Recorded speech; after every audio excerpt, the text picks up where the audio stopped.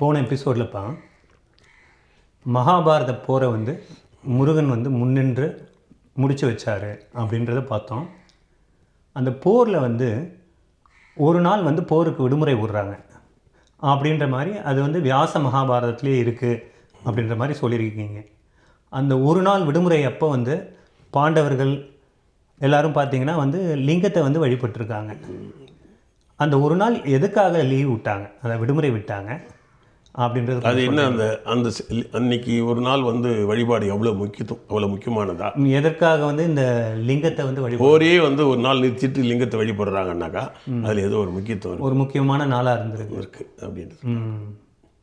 அது என்னன்னு சொல்லுங்கள். நான் அதாவது எனக்கு அந்த சந்தேகம் முதல்ல படிக்கும்போது வந்தது. எனக்கு போரை நிறுத்த மாட்டாங்க இல்லையா? அப்படி விடுமுறை விடாத கண்டினியூவாக போர் நடக்கவங்க ஒரு சிவன் ஒரு வழிபாட்டுக்காக 7 பேர் விடுறாங்கன்னா அந்த அன்னைக்கு ஏதோ ஒரு முக்கியமான நிகழ்ச்சி நடந்திருக்குன்னு நான் ரொம்ப ஆராய்ச்சி பண்ணும்பொழுது எனக்கு கிடைச்ச பதில் என்னென்னா, திருவண்ணாமலையில் அந்த போர் நடக்கும்போது சிவன் வாழ்ந்த இடம் வந்து அடியண்ணாமலை. திருவண்ணாமலை அடியண்ணாமலையில் இருந்தார் அவர். அடியண்ணாமலைன்றது கிட்டத்தட்ட அது வந்து ஏற்கனவே நீ கூட அடிக்கடி போயிட்டு வர ஆதி அண்ணாமலை. அது ஆதி அண்ணாமலை. அங்கே தான் வந்து பிரம்மா கூட நீ சில புராணங்களை படிச்சுட்டு வந்த அடிமுடி காணா அண்ணாமலை. அதாவது சிவன் வந்து பெரிய அவருடைய வந்து புகழை வந்து பிரம்மாவாலையும் முடியல, திருமாலால் முடியலை அவருடைய கடைசியில் பிரம்மா அடிபணிஞ்சு சிவனை கிட்ட வந்து சரண்டரான. இதுதான் வந்து அவரே ஒரு லிங்கம் வைத்து அவரே வச்சு அப்படின்னு சொன்னேன். அது ரொம்ப முக்கியமான இது. நீ அடிக்கடி திருவண்ணாமலை போகிறதுனால அந்த வரலாறு கொஞ்சம் மூன்றி பார்த்துருக்கேன். அப்போது அந்த இடத்துல வாழ்ந்த சிவன் இருக்கும் பொழுது அங்கே வந்து மகாபாரத போர் நடக்குது ஆதிச்சநல்லூரில். ஆதிச்சநல்லூரில் மகாபாரத யுத்தம் நடக்கும் பொழுது அங்கே வந்து பீஷ்மர் வந்து அடிபட்டு அம்பு படுக்கையில் இருக்கார். அந்த செய்தி வந்து இவருக்கு கிடைக்குது, சிவனுக்கு கிடைக்குது. சிவனுக்கு இந்த மகாபாரத போரே எப்படியாவது தவிர்க்கணும்னு நினச்சாரு, முடியல. குறைஞ்சபட்சம் அந்த நடுநிலைமையாக இருக்கக்கூடிய முருகனுக்கு எந்த ஆபத்தும் வரப்போகிறதில்லை. அவர் ரொம்ப பெரிய ஒரு பாதுகாப்பில் அரசன் இல்லையா, பேரரசன். அதனால் ஆனால் பீஷ்மர் ஒரு அணியிலேருந்து சண்டை போட்டுட்ருக்காரு தன்னுடைய மூத்த புள்ள. குறைஞ்சபட்சம் அவருடைய உயிராவது பாதுகாக்க பண்ணணுன்ற எண்ணம் அவருக்கு இருந்திருக்கு மனசுக்குள்ள. ஆனால் அவர் அம்பு படுக்கையில் இருக்கிறாருன்னு கேட்டவுடனே சிவனுக்கு பழைய நினைவுகள்லாம் அவர் மனசுக்குள்ள வந்து தாக்குது. ஏன் தாக்குதுன்னா, சிவனுடைய வரலாறுல கங்கா வந்து விரும்பி அவர் கல்யாணம் பண்ணியிருக்கார். லவ் பண்ணி கல்யாணம் பண்ணியிருக்கார். அந்த கங்கா வந்து மூலியமாக நல்ல ஒரு குழந்தைகளை பெற்றுக்கணும்னு ஆசைப்பட்டிருக்காரு. சிவன் கொஞ்சம் ஃபேமிலி மேன், நிறைய குழந்தை பெற்றுக்கணும்னு ஆசைப்பட்டிருக்காரு. ஆனால் கங்காவை அங்கேருந்த பிரம்மா போன்ற கோஷ்டிகள் வந்து சிவன் நீங்களை மதிக்க மாட்டாரு, அதில் நீ அவனுக்கு குழந்தைய பெற்றுக்காத அப்படின்னு மிரட்டியிருக்காங்க. அதனால் அது குழந்தைய பெற்றுக்காமல் கருவுற்ற குழந்தைகள் எல்லாரையும் கொண்டு போய் ஆற்றுல விட்டுருது. அப்போனா தான் அவங்க கூட நான் இருப்பேன்னு. இந்த லவ்வுக்காக என்ன பண்ணுறாருன்னா, அவங்க தடுக்க முடியல. கங்காவை கைவிட முடியாததுனால அது அவர் மீறி ஒரு 7 குழந்தைகளை வந்து அந்த அம்மா வந்து பிறந்த உடனே எடுத்து போட்டுடுது. அவர் கடைசி காலை வந்து கெஞ்சிடாரு. அவருக்கு எப்பயுமே சென்டிமெண்ட் ப்ராப்ளம். காதலையும் கையை விட முடியல, ஆனால் வாரிசும் வேணும். ரெண்டுக்கும் இடையில் மாட்டிக்கிட்டு கெஞ்சிறாரு. இந்த மாதிரி ஒரு குழந்தையாவது நம்ம பெற்றுக்குவோம், நீ யாரோ மிரட்டுறாங்கன்னு இதெல்லாம் செய்யாதுன்னு உடனே நான் அந்த குழந்தை பெற்றுக்கிறேன். ஆனால் அந்த குழந்தை பெற்ற உடனே நான் எடுத்து போய் நான் வளர்ப்பேன், பெரியவனானா தான் நான் தருவேன், கண்டிஷன் போட்டு தான்.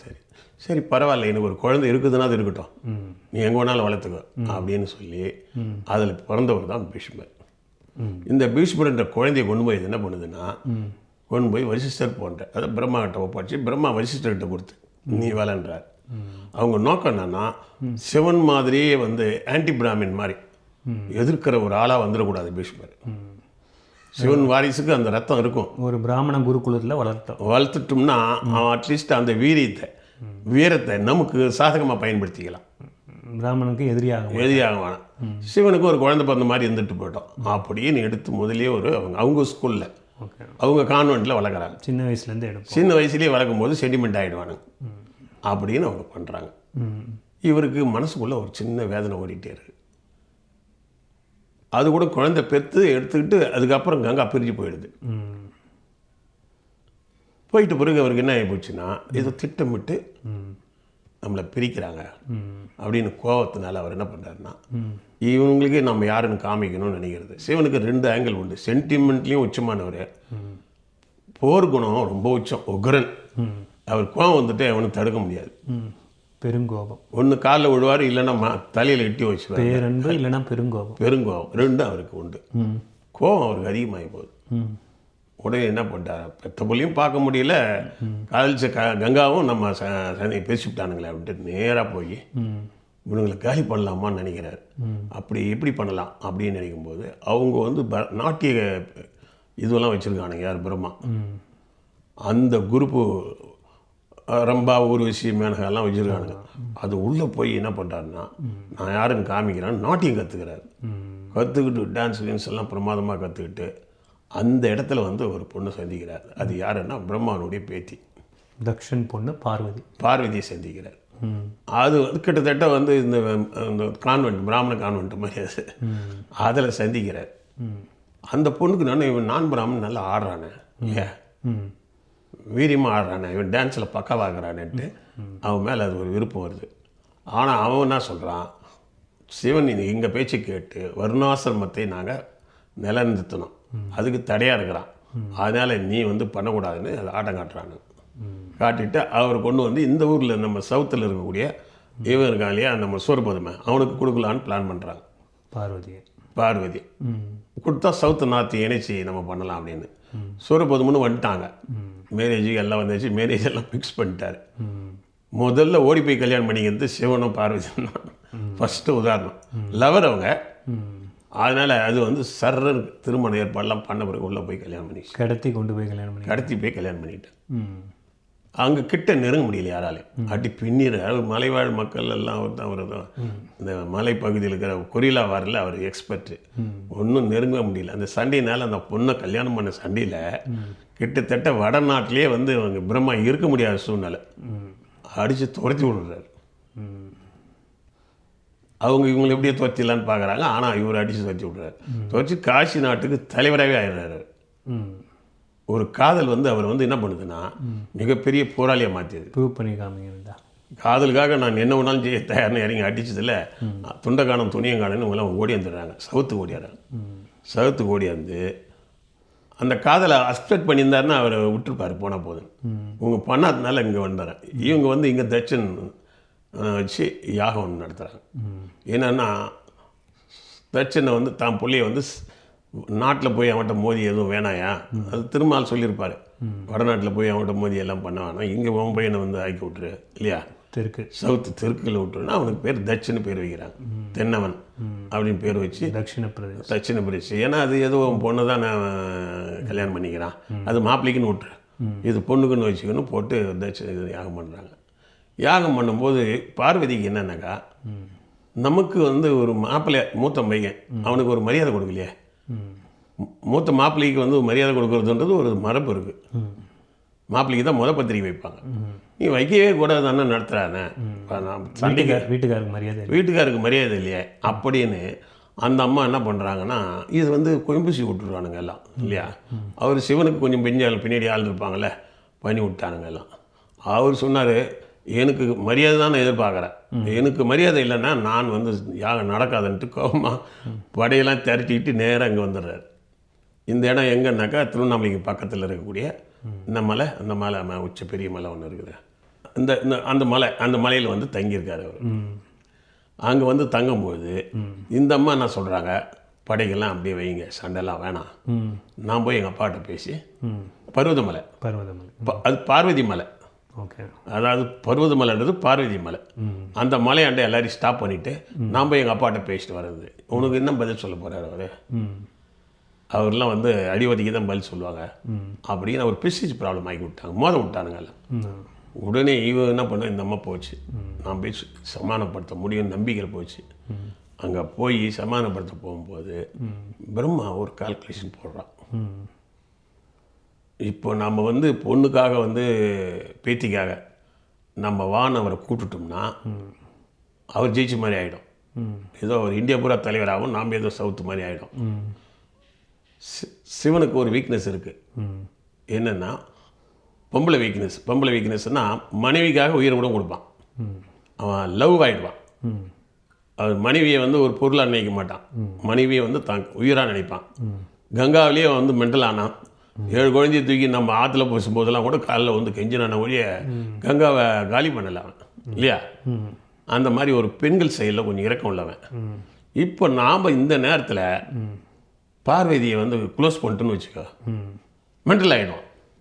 அதாவது ஒரு அரசியல் கால்குலேஷன் எப்படி பண்ணுறான் பாரு. பேத்தியே காலி பண்ணி கூட இது பரவாயில்ல. நம்ம வந்து இந்தியாவை பிடிக்கிறதுக்கு ஒரு பேத்தியை எழுந்த தப்பு இல்லை.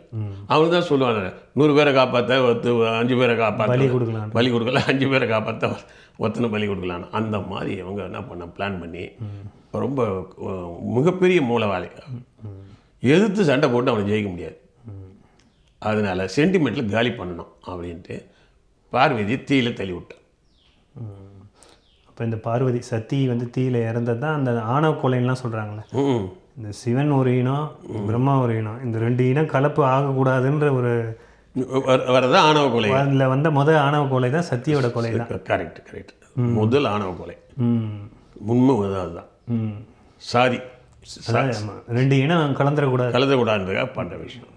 பொண்ணை பறி கொடுத்தாலும் பரவாயில்ல, அது இன்ன வரைக்கும் இருக்குது. சிவனோட இனமும் அதனால தான் அந்த ஆணவ கொலைன்றது ஒரு சதின்னு வருது. சதின்ற வார்த்தையே நம்ம மக்கள்கிட்ட இருக்குது. என்னென்னா அது சதி செய்து செய்யப்பட்ட கொலை. அப்போ வந்து இவர் வந்து தீயில போட்டு கொண்டுறானுங்க. அதில் சிவன் கோபமாகறாரு. வீரபத்திரர் அவர் கோபமானவர் சண்டை போட வரல, அவருக்கு இறந்து போடல நினச்சி அப்படியே உட்காந்துடுறாரு. சில பெரிய வீரர்கள் வந்து சில டைமில் என்னன்னா சென்டிமெண்ட்டில் வீக் ஆகிடுவார். ஐயோ அப்படின்னு ஃபீல் ஆகிட்டு அப்படியே ஒரு இதுவாகிடுறாரு. அப்போ உடனே அவருடைய தளபதி அந்த வீரபத்தர் உள்ளே போந்து அடித்து சிவனுடைய பையன் தட்சிணாமூர்த்தி எல்லாரையும் காலி பண்ணி, பிரம்மாவோட பையன் தட்சணெல்லாம் காலி பண்ணி அங்கேயே வெட்டி போட்டார். அவர் ரொம்ப பெரிய வீரர். அவர் இந்த சென்டிமெண்ட்லாம் பார்க்க மாட்டார், அடி பின்னுறார். நல்ல விசுவாசமானவர் சிவனுக்கு. எல்லாம் அடிச்சு பிரம்மாலாம் தப்பிச்சு, யார் திருமலை கூட தப்பிச்சு ஓடி போயிட்டார். யார் அந்த யாகத்துக்கு வந்தவங்க போகிறா. அப்போ இவர் வந்து பாடியை பார்க்குறாரு, எரிஞ்ச பாடியை பார்க்குறாரு. அதை அப்படியே கையில் எடுத்து வச்சு அந்த இது பண்ணி அந்த சாம்பலை எடுத்துகிட்டு போய் இந்தியா பூரா கரைக்க சொல்லிடுறாரு. அவங்களே இது போய் எல்லா சடங்கெல்லாம் பண்ணிடுறாங்க. அந்த சுடுகாட்டிலே உட்காந்து எனக்கு இந்த நாடு எதுவுமே வேண்டாம் அப்படின்னு சுடுகாடு சாமி ஆயிடுறாரு. அப்படி இருக்கும்போது அது டவுன் ஆகிடுறாரு. அவர் பிரம்மா நினச்சது சக்ஸஸ் ஆயிடுச்சு. அவர் வெளியில் போய் ரொம்ப சந்தோஷமாக மாதிரி பிடிச்ச மாதிரி பீத்து பிடிச்சி டே பாடுறா, பேத்தியை நான் என் பையனே இழந்தா கூட, என் பேத்தியே இழந்தா கூட, ஆனால் தோக்கடிச்சிட்டோம் பற்றியா, நினச்சத இந்தியா இப்போ என் கைக்கு வந்துச்சு அப்படின்றார். உடனே இவர் என்ன பண்ணுறாங்கன்னா எல்லாரும் ஓடியாராங்க. என்னங்க பிரம்மாலாம் பயந்துட்டு கிடந்தார், நீ கடைசியில் மொத்தத்தையும் அவன்கிட்ட விட்டீங்களே அப்படின்னு. என்ன பண்ணணும் அப்படின்னு கேட்கும்போது விஸ்வாமித்திரர் வந்து நாட்டு நடப்பெல்லாம் சொல்ல வடநாட்டில் இருக்கிறதெல்லாம் பிரித்து கொடுத்துட்றாரு. ஜனகருக்கு ஒரு பகுதி, இந்தாண்ட பக்கம் ஒரு விஸ்வாமித்திரருக்கு, அது இதுன்னு சொல்லி பல பேருக்கு அந்த நாட்டுக்கெல்லாம் பிரித்து கொடுத்துட்றாரு. நீங்கள் ஆளுங்க எல்லாம் அப்படின்னு. அந்த ஜனகர் இப்போ அதுக்கு என்னென்னா அந்த ஆள்றதுக்கு ஒரு சில அடையாளம் வேணும். அதுக்கு தான் அந்த இதெல்லாம் கொடுத்து விட்றாரு. வில்லை வச்சுக்கிட்டு ஜனகர் வந்து பண்ணிக்கிட்டாரு. ஒவ்வொருத்தரும் ஒருடைய அடையாளத்தை வச்சுக்கிட்டு அங்கே ஆள்றாரு. அப்போ அது இது மாதிரி தான், அந்த இது மாதிரி டாக்குமெண்ட் மாதிரி அது பண்ணிக்கிட்டாங்க. அப்போ வந்து பீஷ்மருடைய பையன் இருக்கார், அவருடைய பையன் இருக்கார், அவர் அழைச்சிக்கிட்டு கங்கா வருது அங்கேருந்து. ஸோ இவர் மென்டலாக இருக்கிற சுச்சுவேஷன் தான் வருது. வந்து என்ன பண்ணுதுன்னா, இப்போ வந்து பீஷ்மரை இவனுங்களும் கொஞ்சம் பயந்து போய் கிடக்குறாங்க. யார் பர்டிகுலராக பிரம்மா குரூப்பு. அந்த நேரத்தில் வந்து சிவன் வந்து இவ்வளோ பெரிய நாட்டு ஆண்டவர் இப்படி ஆயிட்டார் என்னும்போது அங்கேருந்து வராங்க. கங்காவும் கொஞ்சம் இறங்கி வருது. ஏன்னா இப்போ பிரம்மா கொண்டுட்டாரு, சத்தியை சத்தியை கொண்டுட்டாரும் போது அவங்க மேலே இருக்கிற கொஞ்சம் வெறுப்பு வந்து வெறுப்பு வருது. பீஷ்மர் அழைச்சிக்கிட்டு நேராக வருது. இந்த மாதிரிங்க அவங்க தான் வந்து திட்டமிட்டு என்ன பிரித்தாங்க, பையனையும் பிரித்தாங்க இல்லையா. இப்போ கடைசியில் இந்த மாதிரி பண்ணிட்டாங்க, மன்னிக்கணும்னு சொல்லி மன்னிப்பே கேட்டு உங்கள் பையனை நீங்கள் பாருங்கன்னு ரொம்ப நாளாக பிரிஞ்சிருந்த பீஷ்மரை கொண்டு வந்து யாருக்கிட்ட சிவன்கிட்ட காமிச்சு இப்போ தான் ஃபாதர் முத இங்கே சுடுகாட்டில் தான் அப்பாவை வந்து பீஷ்மர் சந்திக்கிறார். அவருக்கு ரொம்ப கண்ணீர் வருது. என்னன்னா நம்ம சோக கதையை விட அப்பாவுடைய கதை வந்து ரொம்ப சோகமாக இருக்குது. அப்பாவுக்கு பிள்ளையே இல்லை, நாம் தான் பிள்ளை. ஒரே ஒரு பொண்ணு. அந்த பொண்ணு தான் வந்து இவங்க அந்த என்ன கோயில் அது அங்கே அந்த வடநாட்டில் ஒரு குகை கோயில் இருக்கு, எல்லா ஒன்று தான் வந்து பார்வதிக்கும் சிவனுக்கு பிறந்த பெண் குழந்தை. அவருக்கு புதன் தான் வந்து அவர் கல்யாணம் பண்ணிக்கிட்டு மாப்பிள்ளை. அதனால் இப்போ வந்து அவர் கல்யாணம் பண்ணி கொடுத்துட்டாங்க. இப்போ நம்ம தான் வாரிசு. நம்ம வந்து இப்போ பார்த்து சென்டிமெண்ட் ஆகிட்டாங்க. பீஷ்மரும் சிவனை கட்டி பிடிச்சி எல்லாம் பண்ணி நீ திரும்பி வா, நீ ஆளை எல்லாம் கேட்குற. இல்லைப்பா, நம்ம குடும்பத்திலே நம்ம ஒரு முடிவு எடுத்து அதில் உறுதியாக இருப்போம். அந்த மாதிரி நான் வந்து எனக்கு நான் மாதிரி அப்பா இந்த மாதிரி இருந்துட்டாங்க, எனக்கு அந்த மனநிலையிலேருந்து என்னால் ஆள்ற மனநிலை எனக்கு இல்லை, நான் ஒரு சித்தர் ஆயிடலான்னு ஒரு முடிவில் இருக்கேன், நீ ஒன்றா ஆளுன்னு சொல்லி அவருக்கு வாழ்த்து தெரிவித்து அந்த நாட்டை கொடுக்குறார். காசியே குரு தேசத்தை ஆள்றக்கூடிய பொறுப்பு அவர்கிட்ட கொடுக்குறாரு. பீஷ்மருக்கு கொடுக்குறாரு. அப்பா பிள்ளை ரொம்ப சந்தோஷமாக தான் இந்த நேரத்தில் இருக்கிறாங்க. வடநாட்டில் இருக்கிறவங்களும் வந்து அவர் சிவனுடைய பிரதிநிதியாக நினைச்சு பீஷ்மருக்கு முக்கியத்துவம் கொடுத்து இப்போ தான் பிதா மகன் வருது. பிதா மகன், சிவனுடைய மகன் அப்படின்ற ஒரு பேர் வருது அவருக்கு. அங்கீகாரத்தால் தான் அவர் ஆள்றாரு. அப்போ என்னன்னா அங்கே அதுக்கு உள்ள அவர் கல்யாணமே பண்ணிக்கல. கல்யாணம் பண்ணிக்கணும்னு சொல்கிறார். இல்லைப்பா, எனக்கு வந்து அந்த மூடு இல்லை, எனக்கு இப்போ வேணாம் அப்படின்ட்டு போயிடுறாரு. போயிட்டு இருக்கும்போது அங்கே எல்லாமே வந்து சிவனுக்கு கொடுக்குற மரியாதையை பிரதாமரை கொடுக்குறாங்க, பீஷ்மருக்கு கொடுக்குறாங்க.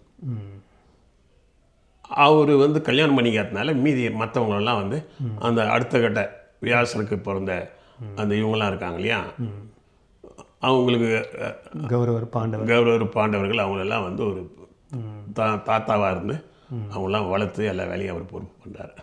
இந்த நேரத்தில் அங்கே வந்து மீனாட்சின்னு ஒன்று இருக்குல்ல, அந்த அம்மா வந்து ஆண்களே வந்து பிடிக்காது அவங்களுக்கு, ஆண் ஆதிக்கமே பிடிக்காது. அப்படிப்பட்ட ஒரு ஆளாக இருக்காங்க. சொல்லுவாங்க மும்முலை அப்படின்ட்டு. பெண்களுக்கு 2 இருக்கும், அதுக்கு திம்புருன்ற ஒரு 3வது மார்பு இருந்துச்சுன்னுவாங்க. அது என்னென்னா அதனுடைய ஆண் ஆதிக்கம் கூடாதுன்னு நினைக்கிறேன், பெண் ஆதிக்கம் உள்ளது. அது எந்த ஆண்களையும் மதிக்காது, தூக்கி போட்டு பந்தாடக்கூடியது ஒரு ஆள். முதல் முறையாக சிவனை வந்து கேள்விப்பட்டது ஒரு வரலாறு. ஒரு பெண்ணுக்காக நாட்டையே தியாகம். பல பேர் என்ன பண்ணுறான், நாடு பிடிக்கணுன்றதுக்காக நிறைய பெண்களை கல்யாணம் பண்ணிக்கிறான். ஒரு நாட்டை பிடிக்கணும்னா அந்த வீட்டு பொண்ணை கல்யாணம் பண்ணிக்கிறது, இப்படி பல பெண்களை கல்யாணம் பண்ணிக்கிறான். இவன் வந்து ஒரு பெண்ணுக்காக நாட்டையே தியாகம் பண்ணுறானே, இவன் என்ன ஒரு பெரிய தியாகியாக இருக்கானா, இப்படி ஒரு ஆம்பளை ஒருத்தர் இருக்க மாட்டானா, இவனை நம்ம கிடைக்கலன்னு நினச்சி நேராக வந்து அவரை பார்க்குது. பார்த்து அவருடைய ஃபஸ்ட்டு பழக்கமாக இவன் மேலே இன்ஃபேர் ஆகுது. நான் உன்னை கல்யாணம் பண்ணிக்கணும்னு ஆசைப்பட்றேன், எனக்கு கல்யாணம் ஆசை இது வரைக்கும் வரல, என்னோட உனக்கு வயசு அதிகம்னா கூட என்னைய கல்யாணம் பண்ணிக்கிறேன், உன்னுடைய கேரக்டரைசேஷன் எனக்கு ரொம்ப பிடிச்சிருக்கு அப்படின்னு அவர் சொல்லுது. அது பெண்ணை மதிக்கிறவரால் தான் நான் கல்யாணம் பண்ணிக்கணும்னு நினச்சேன், இப்போ கிடைச்சிட்டேன் அப்படின்னு. இல்லை, நான் முடிவு பண்ணிட்டேன் கல்யாணம் பண்ணிக்கலன்னு.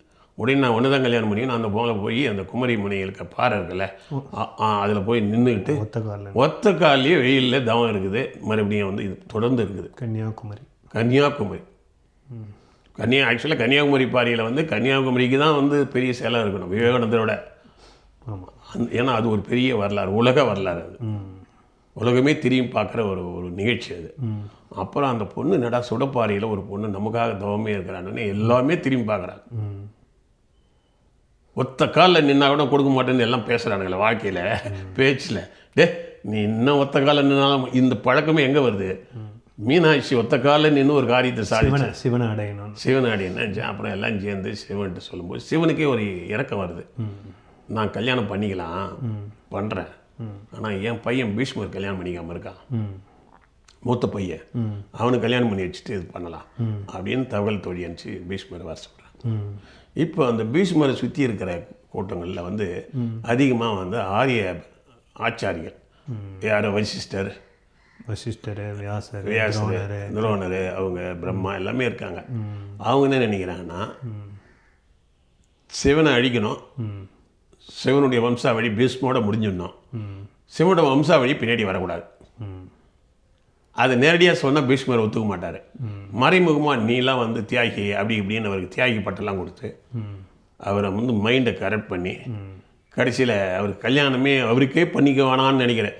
அதாவது ஒரு ஆளை பார்த்து ஒன்று மாதிரி திருமணமே பண்ணிக்காமல் தியாகம் பண்ணியிருக்கிறான்னு சொல்லி கை தட்டிவிட்டா அதுக்கப்புறம் அந்த வார்த்தைக்காகவே தன்னை இப்படிலாம் காமராஜர், முத்துராமலிங்க தேவரெல்லாம் வீணாக போனவங்க தான் நிறைய பேர் இருக்கிறாங்க. இவங்களை கை தட்டியே அவங்களை வந்து தியாகி ஆகி அவங்களுக்கு கல்யாண காட்சியெல்லாம் எல்லாம் பண்ணிவிட்டானுங்க. அப்துல் கலாம், வாஜ்பாய், அப்துல்வா எல்லாரையும் இவன் என்ன பண்ணனா இவங்க கைத்தட்டலுக்கு எல்லாம் வந்து மிதமாக இருந்து இவனுக்கு எதுக்காகனா இவனை ஓரம் கட்டுறதுக்காக. உங்களை மாதிரி சர்வீஸ் பண்ணுறாங்க. உங்களை மாதிரி ஒருத்தர் இல்லைங்க, திருமணமே இனிமேல் செத்தா கூட பண்ண மாட்டேன்னு உறுதி பண்ணிட்டான்னு சொல்லாத்தெல்லாம் பெருசாக ஆக்கி அவனுங்களை தியாகி லிஸ்ட்டில் இவனுங்களே வெளியே கொண்டு போய் ஆக்கி விட்டாங்க.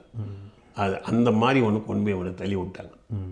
இவர் வந்து அந்த மிதப்பிலே ஓடி வந்தங்க அவனுங்க இதில் நான் கல்யாணம் பண்ணிக்க மாட்டேன், எனக்கு தேவையில்லை அப்படின்னா, இல்லைடா நமக்கு ஒரு வாரிசு வேணும், எனக்கு மூத்த புள்ள நீ, எனக்கு ஒரே புள்ள தான் நீ அப்படின்னு நான் அந்த ஆட்டை ஆளணும் போது இல்லை நான் அப்படின்னு சொல்லிடுறாரு. சொல்லிவிட்டு சரி நீ கல்யாணம் பண்ணிக்கோ, மீனாட்சி வந்து கல்யாணம் பண்ணிவிட்டு ஒரு வாரிசு உருவானா நல்லாயிருக்கும் அப்படின்னு சொல்லி அவர் அவங்க அப்பாட்ட சொல்கிறார். சிவன் மீனாட்சி திருமணத்துக்கு பீஷ்மர் சம்மதிக்கிறார். உடனே எல்லாரும் என்ன பண்ணாங்கன்னா இதனால அதை பீஷ்மர் சமைச்சு மறுபடியும் சிவன் மீனாட்சி ஒன்றா சேர்ந்து அதில் தான் வாரிசு உருவாச்சுன்னா மறுபடியும் சிவனுக்கு வாரிசு இந்த நாட்டை வந்து ஆளுச்சுன்னா மறுபடியும் இவனுங்கக்கிட்ட வந்து நம்ம சிவன்கிட்ட போட்டி போட முடியாதுன்னு எல்லாருக்கும் பயம். சிவன்னா ஒரு அலர்ஜி அவங்களுக்கு. உடனே என்ன பண்ணாங்கன்னா மீனாட்சிக்கிட்ட போய் நீ வந்து அவங்க அப்பாக்கிட்ட போய் மீனாட்சி ஒன்றும் சிவனை கல்யாணம் பண்ணிக்கிட்டான், ஆனால் சத்தியம் பண்ணிக்கங்க இந்த மாதிரி மீனாட்சி குழந்தை பெற்றக்கூடாது. யாருக்கிட்ட? சிவன்கிட்ட. அதுக்கு தான் ஏற்கனவே விநாயகர்லாம் இருக்குல்ல, அப்படியே நான் கொடுக்குறேன்னு ஒன்று இந்த அம்மா அவர் மேலே இருக்கிற வெறியில் சரி நான் குழந்தை பெற்றுக்கல போயா எனக்கு அவர் இருந்தால் போகுதுன்னு போய் சத்தியம் பண்ணிட்டு வச்சிச்சு. இப்போ என்ன ஆகிப்போச்சு, நான் அவங்களுக்கு கிளியர் ஆகிப்போச்சு. சிவனை கல்யாணம் பண்ணாலும் வாரிசு வராது, ஏன்னா அந்த அம்மா தான் சத்தியம் பண்ணிச்சுல. பீஷ்மரை வந்து கல்யாணம் பண்ணிக்க மாட்டேன்னு சத்தியம் பண்ணிட்டார் அவங்க அப்பாக்கிட்டே, நீ கல்யாணம் பண்ணிக்க எனக்கு வேண்டாம் அப்படின்ட்டார்.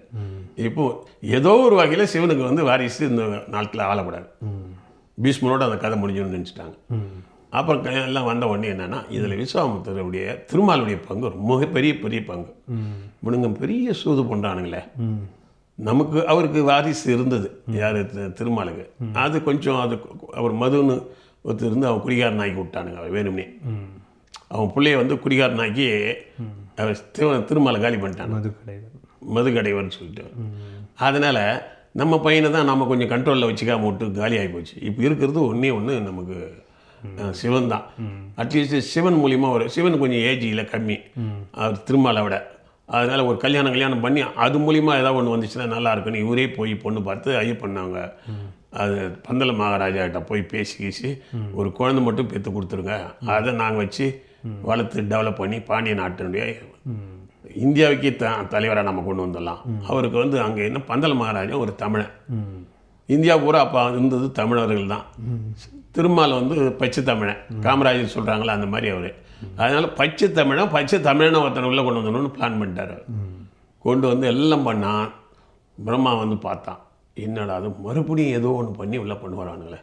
அதுக்கு ஒன்று நாங்கள் அந்த அம்மா மீனாட்சி நாங்கள் என்ன கல்யாணம் பண்ண வேணான்னு சொன்னீங்க, ஓகே, அதாவது குழந்தை பெற்றுக்கூடாதுன்னு. சிவன் குழந்தை பெற்றுக்கூடாதுன்னு யார் சொல்கிறது? இந்த சட்டம்லாம் யார் திருமால் வச்சிட்டார். சிவன் சத்தியம் பண்ணார் அவங்களுக்கு குழந்தை பெற்றுக்க மாட்டேன்னு, மீனாட்சி தானே பண்ணியிருக்கு போயான்ட்டார். போய் இந்த சட்ட நுணுக்கத்தெல்லாம் அடித்து தள்ளி போய் கொண்டு வந்து இவனை விட்டார், ஐயப்பனை விட்டார். பார்த்தான் நம்ம திருமால் இன்னும் நம்மளோட கிருமியாக இருக்காங்க, செட்டு சேர்ந்துட்டானாங்க திருமால் இவனை ரெண்டு பேரும். சிவனா விடக்கூடாதுன்னு பிரம்மா உள்ளே போந்து சிவன்கிட்ட போய் நீ நினைக்கிற மாதிரி எனக்கு வந்து அது வேண்டியதில்லை. பிரம்மா அவருக்கு பிராமணனை கல்யாணமும் பண்ணிக்க மாட்டார். இப்போ யார் சிவனுக்கு இருக்கிற கடுப்பு அவர் என்ன பண்ணார், அவருடைய இனம் இருக்கு இல்லையா, நாகர் இனத்தை சேர்ந்த நீ கிருத்திகான்னு வச்சு இருக்கிறா, அவருக்கு வந்து திருமால் ரெக்கமெண்டேஷனில் வரக்கூடாதுன்றது தான் அவருக்கு இருக்கு. அந்த பொண்ணை வச்சு நீ கல்யாணம் பண்ணிக்கிட்டீங்கன்னா அது வந்து விஸ்வாமித்தர் மூலிமா ஏதோ ஒரு உறவு வருது உனக்கு இல்லையா அந்த கிருத்திகாவுக்கு. அதனால் அதை வச்சு அந்த சொன்னிய நீ ஏதோ இருக்கு கிருதா, அதாவது விஸ்வாமித்திரோட அம்மாலாம் வந்து கிருதகை, அதாவது ஒரு 1000 பெண்கள் ஏதோ இருந்த மாதிரி அப்படிலாம் அப்படிலாம் சொல்லுவாங்க கிருதகை. அதனால கிருதகைன்னு இருக்கிறதுனால அந்த இதில் ஏதோ ஒரு ஏதோ ஒரு விஸ்வாமித்தருடைய சின்ன ரிலேஷன் இருந்திருக்கும் போல தெரியுது. அதனால எப்பயுமே விஸ்வாமித்தர் ரிலேஷனில் தான் இவர் பண்ணுவார். மீனாட்சியும் வந்து விஸ்வாமித்தருடைய பொண்ணு தான் அது. ஏன்னா அந்த அளவுக்கு விஸ்வாமித்தருக்கும் விஸ்வமித்திரன் சிவனுடைய நண்பனே பேர் அவர் விஸ்வாமித்திரன். அதனால் அதுதான் அது கல்யாணம் பண்ணியிருப்பார் போல தெரியுது. சரி, நமக்கு திருமால் தான் முதல் எதிரி. அவன் காலி பண்ணிட்டு நாம் இப்படி பண்ணலாம் அப்படின்னு வந்துட்டார். அது பண்ண உடனே சரின்ட்டு முருகனை தேர்ந்தெடுக்கிறாங்க. ஐயப்பனை நடுவில் விட்டுடுறாங்க. முருகனை தேர்ந்தெடுத்தாங்க. அதுதான் அந்த கதை தான் தெரியும். முருகனுக்கு அந்த அம்மா வந்து மீனாட்சி தத்து புள்ளி ஆக்கிக்கிறாங்க. சரி, இப்போ ஒன்றும் இல்லை. அந்த முருகர் விநாயகர் போகிறதுக்கு முன்னாடி ஒரு பிரேக் எடுப்போம். சரி, திருப்பி கண்டினியூ பண்ணேன்.